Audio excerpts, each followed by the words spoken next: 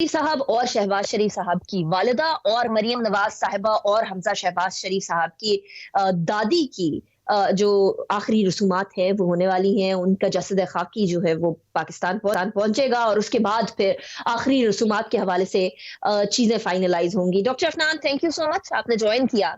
इस हवाले से बहुत सारे लोग ये कह रहे हैं कि जहां पेरोल पे रिहा कल करना है वहां पहले कर दें, जहां इतना अरसा जो है आप लोगों ने जेल में रखा है वहां 3-4 दिन अगर एक्स्ट्रा वो बाहर भी रह लेंगे तो क्या फर्क पड़ेगा। लेकिन हुकूमत की तरफ से एक चीज बड़ी वाज़ेह है कि कानून सब पे बराबर का उसका इतलाक होगा, उसके लिए कोई बड़ा छोटा नहीं है। इस मौक़िफ़ के बारे में doctor Afnan, what do you think about this, specially एक ऐसे मौके पर? देखिए, पाकिस्तान के अंदर कानून एक तो है नहीं। एक कानून जो है वो मुस्लिम लीग नून के लिए है और उनके सरबराहों के लिए है, और एक कानून जो है वो बाकी एक और एलीट क्लास है हमारे मुल्क में उनके लिए है। तो अगर कानून आपने मतवाज़ी करना है सबके लिए, तो फिर आपको पहले तो ये करना चाहिए कि आप कोई केस बिल्ड करें हमज़ा साहब के ख़िलाफ़, शहबाज शरीफ साहब के ख़िलाफ़, जो कि आपसे पिछले 1.5 साल में नहीं हुआ। आपने कहा कि जी बात शुरू की कि 60,000 अरब रुपए की करप्शन है, रोज़ाना पता नहीं कितने 100 अरब रुपए की करप्शन है, और इतने बड़े-बड़े झूठे दावे किए गए। और उसके बाद जब जो है वो मामला निकला, तो अब ये है कि नैब के पास, तो नैब ने सब कुछ जो करना था कर लिया, उनके पास कुछ नहीं आया। अब ले दे के एंटी करप्शन जो एस्टेब्लिशमेंट है पंजाब की, उसको इस्तेमाल कर रहे हैं और कह रहे हैं कि जी छोटे-छोटे केसेज़ हैं, जो कि किसी का पेट्रोल स्टेशन है, किसी का कुछ है। तो एक दफ़ा एक तरफ ये बात करते थे कि हमने 60,000 अरब रुपए की करप्शन कर दी है और हमने पता नहीं कितने खरबों रुपए पाकिस्तान से बाहर भेज दिए हैं, और दूसरी तरफ हमारे खिलाफ इनको भैंस चोरी का मुकदमा भी नहीं मिलता। तो ये अच्छा, बुनियादी तौर पे ये इंटरेस्टिंग पॉइंट है, बट आपने थोड़ी देर पहले फरमाया कि पाकिस्तान में एक कानून तो है नहीं, मुख्तलिफ कवानीन है। तो ये जो कानून का इख्तलाफ है या कानून का दोहरा मयार है, ये किसका कसूर है? पाकिस्तान तहरीक इंसाफ का कसूर है। पाकिस्तान तहरीक इंसाफ को तो आए हुए जुमा 8 दिन हुए, तकरीबन 2.25 साल उनके मुकम्मल हुए, 3 साल, पौने 3 साल उनके रहते हैं। आप थे इख्तिदार में, पाकिस्तान पीपल्स पार्टी थी इख्तिदार में, आप लोगों के टाइम पर ये नैब बनी, आप लोगों ने जो है वो पॉलिटिकल एक दूसरे के खिलाफ केसेस बनाना शुरू किए। तो ये कसूर हुकूमत पे तो नहीं डाला जा सकता ना, ये उस कसूर का जिम्मेदारी तो आप लोगों को लेनी पड़ेगी। देखिए, मेरा ये ख़्याल है कि पाकिस्तान के अंदर जो ये मसाइल हैं, ये आज के बिल्कुल नहीं हैं, आप दुरुस्त कह रही हैं। और ये मसाइल 1947 में ही शुरू हो गए थे कि बहुत सारे लोग इस मुल्क के अंदर अपने आप को कानून से बालातर समझते हैं आज भी, और पीटीआई बेसिकली उनकी नुमाइंदा जमात है इस वक़्त।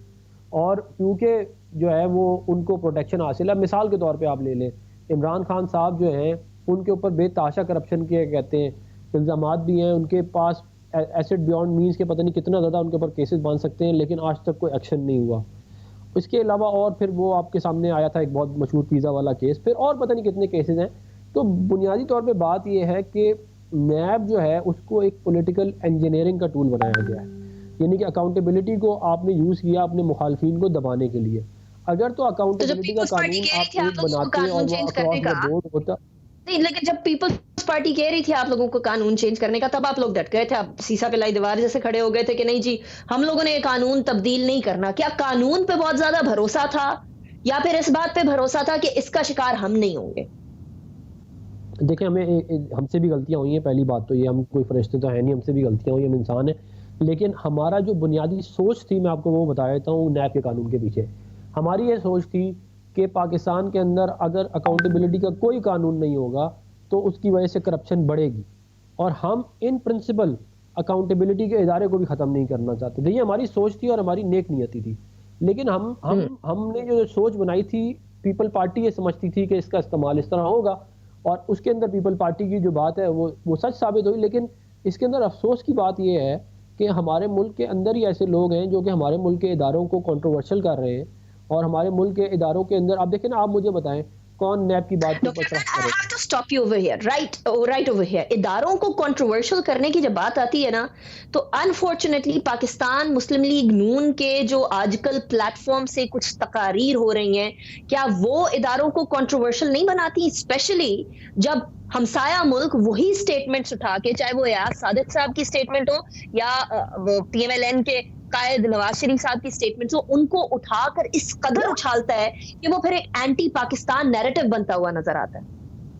देखिए, बात ये है कि पॉलिटिकल पॉइंट स्कोरिंग तो अपनी जगह पे है, लेकिन अगर आपने इस तरह के इवेंट्स या इस तरह की बातें अगर उठानी है तो फिर इमरान खान साहब के जो बहुत सारे बयानात हैं इंडिया में जाके उन्होंने आईएसआई और फौज के खिलाफ बात की है, वो तो बहुत ज़्यादा है। हमने तो देखिए बुनियादी तौर पे बात ये की है कि वो भी गलत है। वो भी गलत है, और हमने जो बात की है वो हमने आइन और कानून की बात की है। हम ये कहते हैं कि अगर कोई इदारा जो है उसका उसका जो सर्कल है वो दिफा का है तो वो दिफा में रहे, और ये पाकिस्तान का आइन और कानून भी यही कहता है। अगर कोई उससे बाहर निकल रहा है तो उससे प्रॉब्लम्स क्रिएट होती हैं, और उन प्रॉब्लम्स की वजह से फिर मुल्क में मसाइल आते हैं।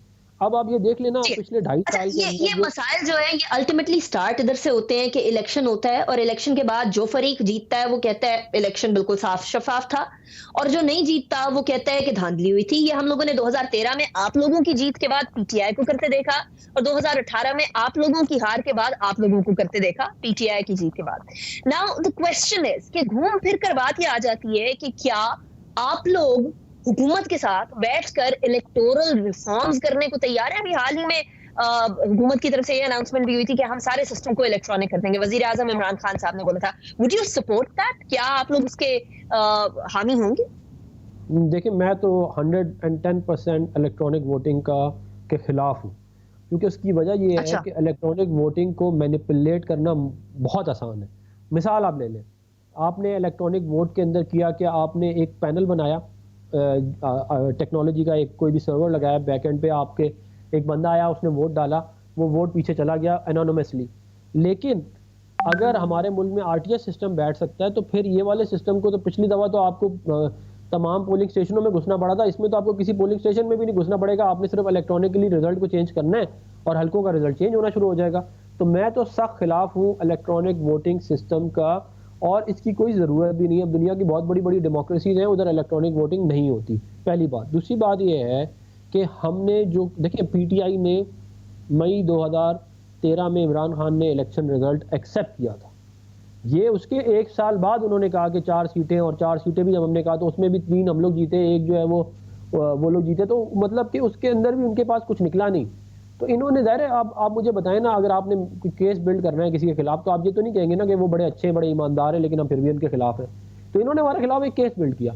अब जो हमारा मुद्दा है ना वो ये है कि जो 25 जुलाई 2018 का इलेक्शन था वो रिग्ड था, और वो मैंने खुद लड़ा है। आप यकीन करें, हमें एज अ नेशनल असेंबली का क्या कहते हैं कंटेस्टेंट, हमें पोलिंग स्टेशन के अंदर घुसने नहीं दिया गया, हमारे पोलिंग एजेंटों को निकाल दिया गया। गिनती के टाइम हमारे पोलिंग एजेंट अंदर नहीं थे, फॉर्म 45 पे साइन नहीं हुए। कराची से लड़े हैं डॉक्टर अफनान, और कराची में 2013 के अंदर भी धांधली मैंने अपनी आंखों से देखी है। उस टाइम पे NA-250 हुआ करता था, और वहां भी उस टाइम पर भी धांधली मैंने अपनी आंखों से देखी है। तो कराची और पूरे मुल्क, ये ख्वाजा आसिफ साहब भी तो जीते हैं, ख्वाजा आसिफ साहब जीते हैं, तो वहां से धांधली क्यों नहीं कही जा रही कि धांधली हुई? देखिए, पहली तो बात ये है कि आपको कॉन्टेक्स्ट थोड़ा सा देखना चाहिए। मुस्लिम लीग नून जो है वो इलेक्शन नॉर्मल सिनारियो में आराम से जीत जाती। हमें हराने के लिए पूरा एक सिस्टम बनाया गया। किसी ने मुझे, आप बताएं ना, कभी पाकिस्तान की तारीख में इस तरह हुआ है कि हर पोलिंग स्टेशन के अंदर इस तरह लोगों को घुसेड़ा जाए और उनको जो है वो प्रिजाइडिंग ऑफिसर को कमरों में बंद कर दें और वो कहें हम इलेक्शन रिफॉर्म्स की तरफ आए ना। इलेक्शन रिफॉर्म्स में क्या डिमांड है पीएमएलएन की? देखिए, इलेक्शन पहली बात ये है कि हम पीटीआई की हुकूमत से कोई बात नहीं करना चाहते, क्योंकि आप इनसे कोई भी संजीदा बात करें तो ये कहते हैं एनआरओ मांग रहे हैं। इनसे आप कोई FATF पे कहें ये वाली चीज़ ना डालो, वो ना डालो, ये कहते हैं एनआरओ मांग रहे हैं। तो इन लोगों से ये गैर संजीदा लोग हैं, इनसे बात करने का कोई फ़ायदा नहीं है, एक बात। दूसरी बात ये है कि इलेक्टोरल रिफॉर्म के अंदर जो हमारी फंडामेंटल डिमांड है वो ये है कि हम नहीं चाहते कि दिफा का कोई इदारा, कोई जो है किसी पैरामिलिट्री फोर्स जो है वो पोलिंग स्टेशनों के अंदर जाए। ये इसके हम सख्त खिलाफ है, और हम इलेक्शन ऐसा कोई भी हुआ तो इस मुल्क के लिए नतायज बड़े खौफनाक होंगे, और हम ये पहले बता रहे हैं कि इस तरह का कोई काम नहीं किया जाए। और जो सिविल इदारे हैं आपके, आप उनको काम दें। उनके अंदर अगर कहीं पे कोई मसाइल आते हैं तो आप जो है उसको फिर कॉन्टेस्ट करें कोर्ट के अंदर जाके। लेकिन हम डॉक्टर अफनान, मुझे